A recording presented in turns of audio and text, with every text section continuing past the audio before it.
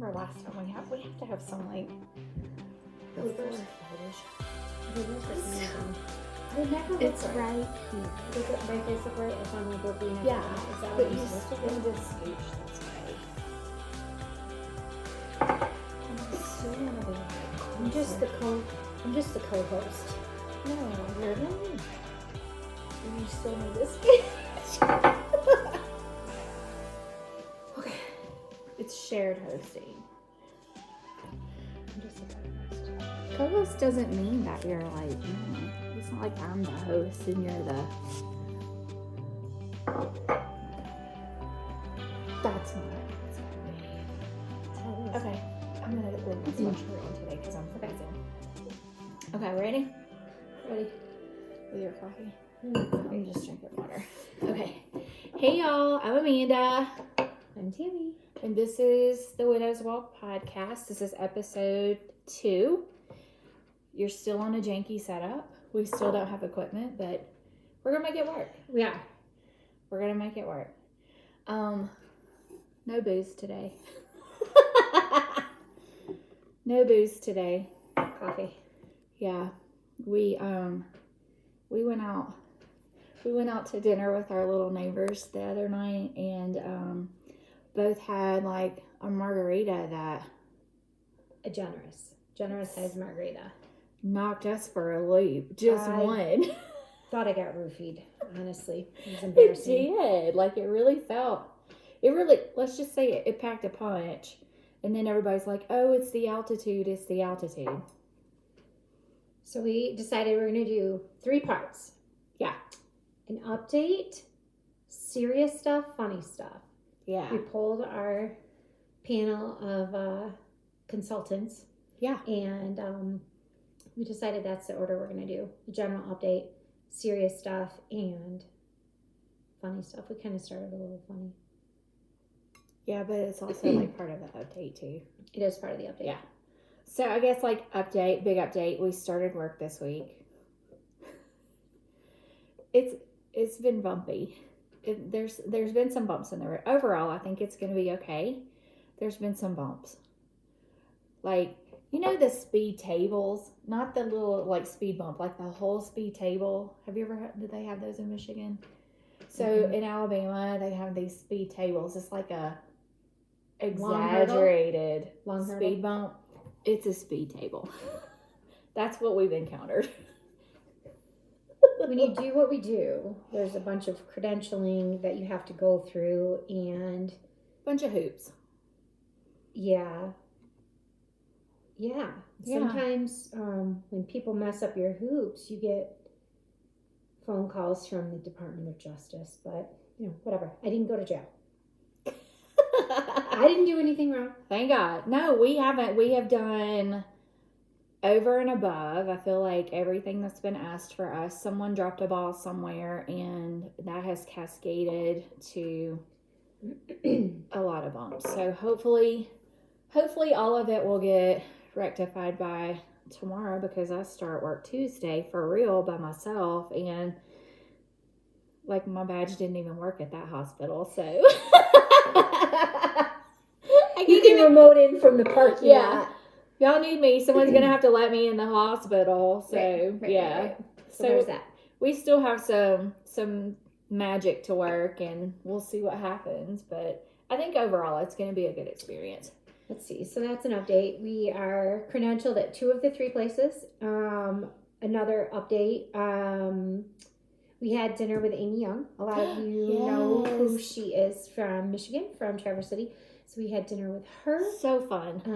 We've been in contact with Katie B and Alyssa Quinones. So we have friends here. Yeah. We have friends here, and we're making new friends.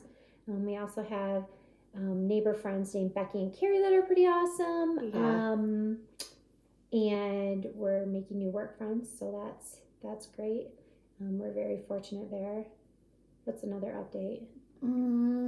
The truck arrived safely with all of our stuff. Yes, all of our stuff is unpacked and In storage. Yeah. Right. That was a day. That was great. But the movers were fantastic. They were great. And yeah. Big update. I should be closing on my house in Michigan this coming week. So that's huge. Big shout out to my realtor, Abby, for getting the job done in a timely manner. More to come on that. And then hopefully in the next few weeks, we'll have Colorado House should be all closed on. And Yes. we can get into that a little bit, I think, for some of our serious stuff. Okay, yes, because that is part. We're gonna talk about some things that you have to do when you lose your partner, and Correct. that can be very daunting. All of that business. So we'll get into that in just a little bit. Yeah. Is that everything on the update? I didn't get to touch an elk. We went to Estes Park. We went looking for elk. And all we found was elk poop, but we saw prairie dogs. We did. They're really cute. I want one. I didn't realize how vocal they are. Yeah, they're fun. They they're really cute. And we saw some buffalo. We did. Because our little neighbor took us on a ride in his classic car. Yeah. We'll put a picture up. I'll put a picture up at the end of the podcast. And then from our last hike. We haven't really been hiking since then. We go for walks. We've been to the gym. You traveled to... Oh, yeah. I did travel to Virginia and worked there for a bit. So that's always an adventure in and of itself. And you went to Alabama. I went to Alabama. I got to go and have Thanksgiving with the family. We had an early Thanksgiving because I was going to be there and saw all the grandbabies. Yeah, so it was good. It was just the right amount of time. Don't get me wrong. I love my family, but after a couple of days, I'm ready to come home. I love my grandbabies. So I'm a boy mom, and all the babies in Alabama are girls, and girls are really loud. They're really loud. And there's a lot of drama. I feel like more drama with them than with boys. So, but I loved every minute with them, and I feel like we had a good time. I was just working, taking care of half-dead babies. Yeah, whatever. Let's see what else. We've had requests to talk about dating. I feel like that will be in a future episode because I don't feel like any of us are ready to talk about that yet. No. That might be a two-parter. That's going to be like, there may be like a whole segment every podcast on dating, especially when we start my dating profile back up, which I'm going to need alcohol for that for sure on the daily. Maybe so I'm just going to, that'll be coming, but I'm going to let the dust settle out here for a while before I delve back into that pool. Fair enough. Because it's a cesspool. It's not even a good pool. I got it's a not good even one. A fun pool. I got a good one. You got a good one. It took some time. It took but a you got hot it. second. Yeah. Yeah. So we'll get there. Okay, so what are some things that you deal with right after your spouse or your partner dies? It's time for our serious segment. Serious segment. So what and I think what I'll do is in the description box I'll kind of put a little checklist together I would have liked a checklist because we're checklist people. I like to mark things off of a list. And I would have maybe liked a checklist. Yeah, there's not like a... there's not a widow checklist of things you need to do. No, palliative care and hospice do a lot. Yeah. But there's so much. Yeah. So much more There's to so it. much. So like these are just the things that I know I had to deal with. So my husband carried our benefits. So I lost my health insurance coverage. So that was like my first like major, I've got to get this done because I need health care coverage. He was also on disability and retired from the post office and all. So I had to like go and set up all of that so that the benefits that I was supposed to get would still come to me. You have to notify Social Security so you can get your $235 check to help pay for your funeral. Bank accounts, getting all of that changed over, the deed for the house, getting all of that changed over, utilities, and a lot of that stuff I really didn't do. I didn't change over my utilities until we moved. Until we moved here. And so when I called to disconnect the power, they were like, well, we need to talk to Russell Kavanaugh. And I was like, well, good luck because he's dead. So that it's just a lot, and it's very daunting. And when you're in the middle of grieving and having to deal with all of that, I was like, I finally got to the point to where I would give myself like 30 minutes to an hour a day to deal with that, and that was it. That's all I could do in that day, because like, you know, having to call someone and say every single day for days and days on end, my husband has passed away. If I had to say that one more time, you know, my husband has passed away, I need to take him off of this account, or I need to do that. So I would say for sure, make yourself a checklist and then do 2 or 3 things on that list a day. Don't try to do it all at one time, because it's overwhelming and you get tired of saying it. For real. Mm-hmm. For real. Facts. Those were kind of the big things for me that I had to deal with. What about you? A version of all of that for sure. I am the benefits holder, so I did not have to deal with that. What I did have to deal with is life insurance, and proving, you know, first of all, let's talk about death certificates. Yeah. So you need more than one copy. I would say 20.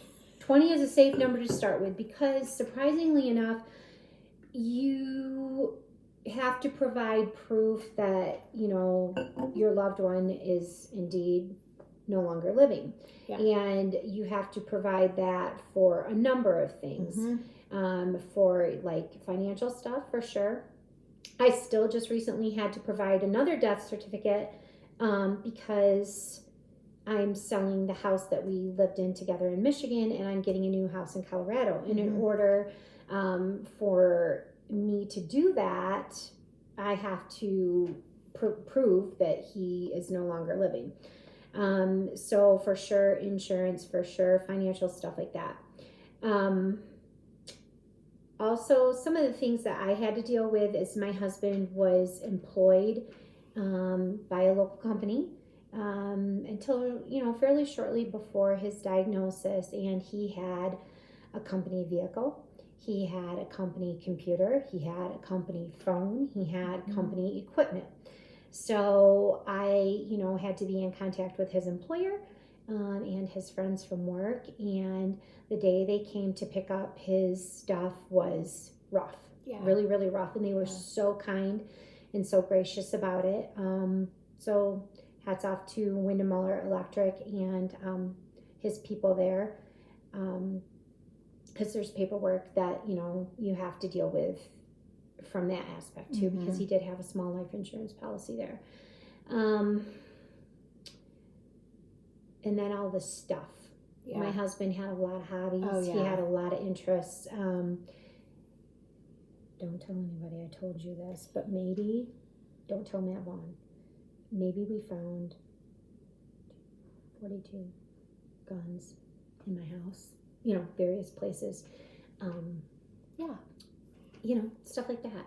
And boats and side-by-sides and motorcycles and camera stuff. And it's just overwhelming, because what I really wanted was him, not all of his stuff. And I think that my boys and, you know, some of his friends and family find a lot of comfort in his material possessions. That was not the case for me. Right. Because it's just, for me, it was a constant reminder of him being gone. Yeah. Like, here's all of his stuff, and he's, you know, he's no longer here. So I feel like for sure that, and still, you know, we're going on 3 years. You get mail all the time. Yes. Still constantly. My favorite is the shit you get for like funeral arrangements and tombstones. Yes. And all that crap, and I'm like, Too late. You are way late. A day late and $1 short, sir. Right. Also, like, he had a credit card in his name and things that Mhm. were just specific to him, and like, making sure that there's not identity theft with Right. a deceased person's identity Mhm. is huge. And then shout out to Eric Ryan and especially Zach. Let's talk about passwords for computers and bank accounts Yes. and other accounts, and also maybe my power got shut off because I thought it was on auto pay because he But paid guess that what? bill. It wasn't. And that's another thing. It wasn't. That's another thing too. Like a lot of families, the who does the finances.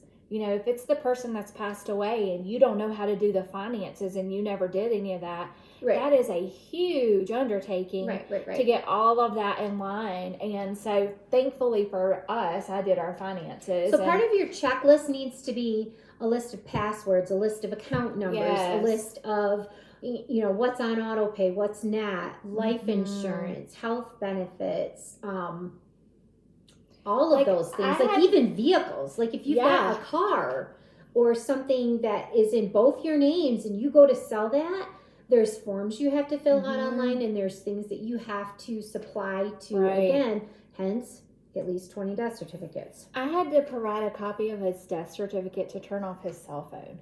And it wasn't under contract. He didn't owe money on it. But I had to provide a death certificate to turn off his cell phone. Technically, his name's still on my bank account in Hastings, Michigan, because he was the primary. Right. And in order for me to remove his name, they wanted me to close the whole entire account and open a new one. And when you do electronic banking, Yeah. and all of your stuff is like auto deposited from like your place of employment and things like that, and you have everything but Right. your electric bill Except for your electric bill. on auto pay.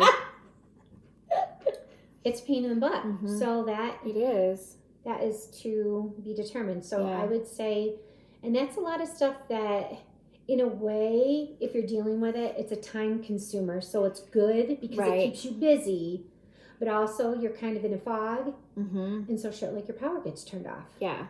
That happens. Yeah. That And happens. it was like probably the 6-month mark before I cleaned out the closet. I cleaned out his closet, cleaned out our closet, and took all of his stuff out. And I think that while it was hard, it was also kind of cathartic for me because, again, seeing that, like walking into my closet every day and seeing his clothes there was just like I needed one more reminder that he wasn't there, and just seeing like all of his stuff. And I know we had so many tools.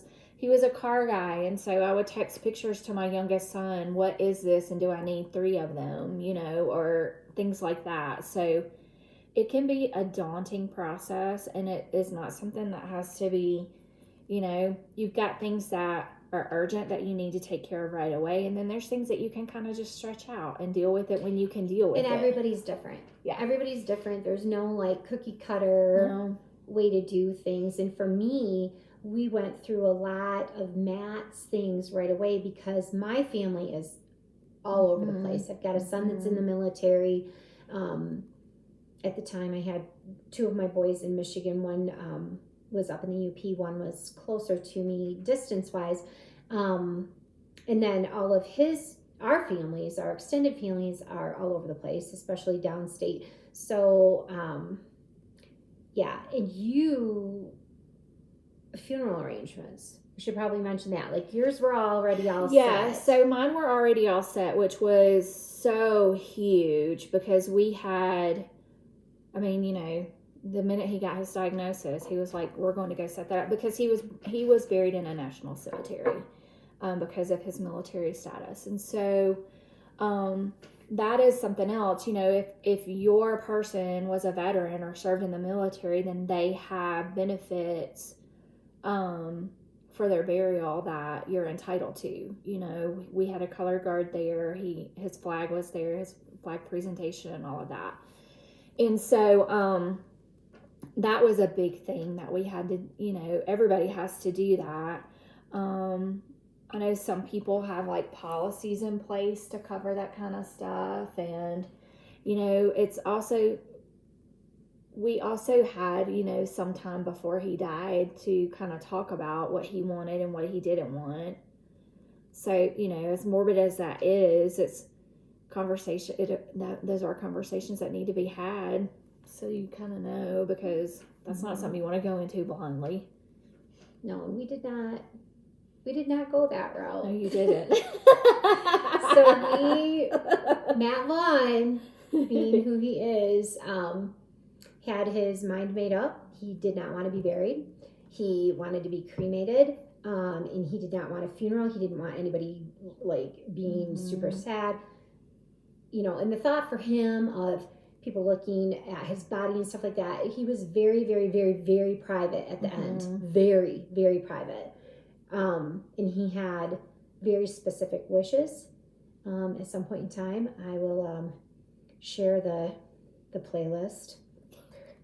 He had a playlist of music made that he called Matt's Bye-Bye Music. Anyway, and long story short, he wanted a big party.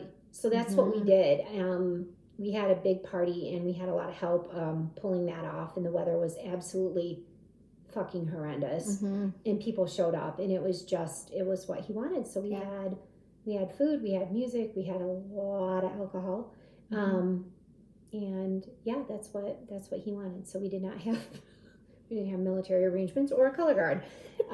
We had 1980s style high school. That's the way it should be. And that's the kind of stuff. Whatever you want. Whatever goes. So Russ was buried in Michigan, and you know, most of our, like, his family was in Michigan, and but most of my family and a lot of his friends were in Alabama, and some of them did come up for the funeral. But we did have like a memorial service for him a couple of weeks after his funeral in Alabama at a gun range, because that's exactly what he would have wanted. Sure. And so, yeah.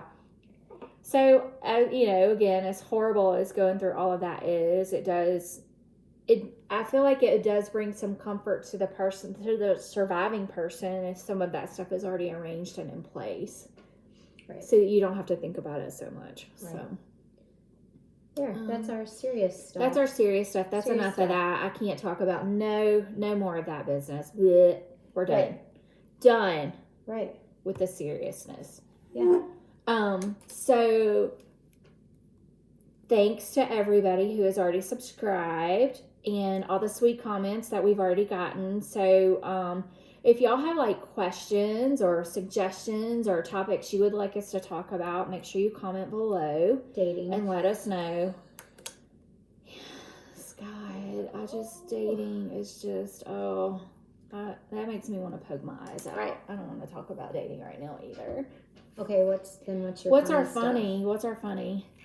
I think that our dinner with our little neighbor. So, okay, our little neighbor is so sweet. He and his wife are retired, and I feel like he's really like looking out for us, because like Tammy needs something for her Jeep, and he is on top of it. It's like getting quotes for stuff and taking pictures and sending stuff. So I feel like he's really trying to watch out for us. It's so sweet. I'm just gonna say it. What? So our new friends, Becky and Carrie, are a super sweet couple. Okay. Yes. Same sex couple. I kind of think that Bill, our sweet neighbor, thought that we were a couple. Yes, we've had to like put that rumor to rest. Yeah, we went to work, our new job, and one of the nurses at one of the hospitals is like, "Oh, aren't you guys work wives?" And I go, "What? Wait, like, what do you mean?" And they're like, like work wives, and I go, "No, I don't know what that is. We're not wives. we're not wives. That's not how we roll. We're not wives. No." That's not how we roll. We're besties. And then later that same day, one of our new NP partners was like, "So did I hear right? Like, you guys live in the same house? Are you buying a house together?" And I'm like, "No. We live in the same house, but no. So I think part of the funny is Yes. I don't care who you love, and we love each other, but not that way. We're not sister wives. We're not sister wives, work wives. We're besties. Yeah. We're soul sisters. Yeah. So I think that I think there was a little. Yeah, that's been funny. A little assumption there. Yeah. So that's going to be fun to put that one to rest. To set that record straight. Yeah. So yeah, our little neighbors are super sweet, and they're so sweet. It just kills me because like for whatever reason, like Timmy's got his number but has never texted him, so he always communicates to me. He does. He does. It's so funny. I think it's super sweet though. So yeah. Super sweet, and they're very different people as well. He has a muscle car that's fully restored, and they're not Teslas, right? They're not like electric, hybrid, nothing. So we go on this fantastic ride. I posted some pictures on my social media in this classic car, this muscle car, and he took us to this really super cool, kind of like bougie, high-end butcher / deli. It's so cool. It's so cool. It's a place called Tony's. Amanda can post a link to that. It's a really cool place. And he mentioned, that his wife doesn't like to come in there because she's a vegan. She's a vegan, which, cool, whatever. She's a vegan. But like my wife doesn't really like to come in here. She's a vegan. And then I think it was so funny. We get back and he opens his garage door and there's her Chevy Volt plugged into the wall. As we come roaring up in a muscle car. Yeah.